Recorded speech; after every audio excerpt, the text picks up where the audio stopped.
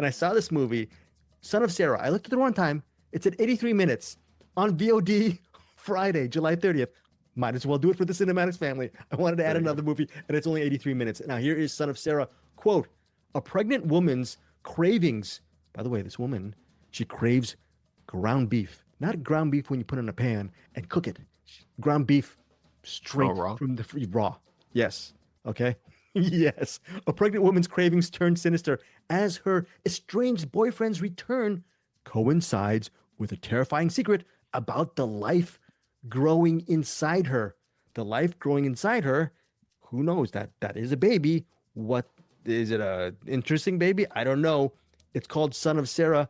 That woman, Sarah, is played by Chloe Van Landschoot. I believe that's how you pronounce her name. I actually didn't know we got this one.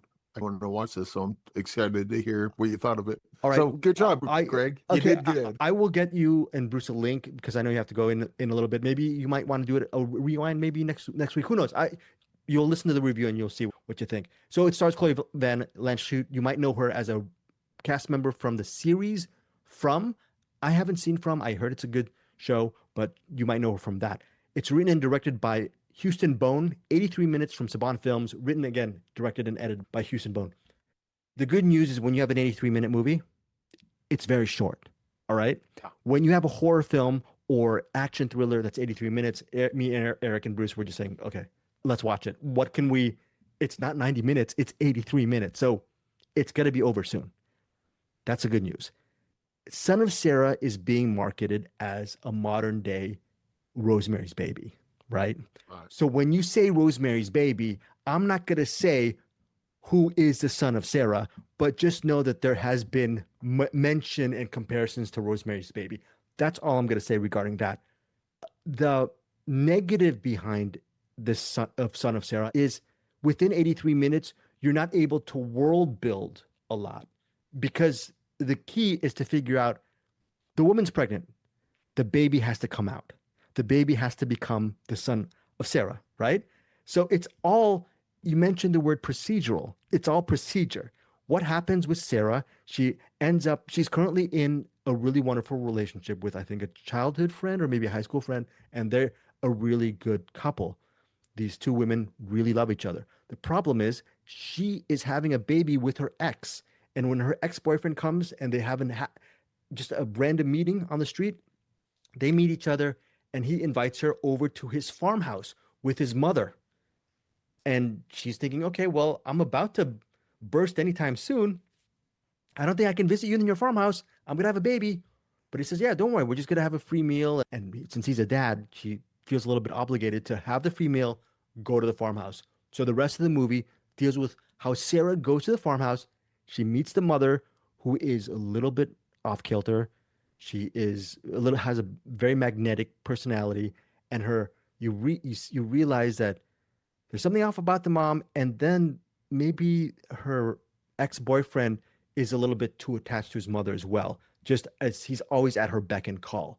So there's a weird setup there, and then the rest of the movie deals with how Sarah has to deal with her ex-boyfriend and the mother and the baby that's inside her.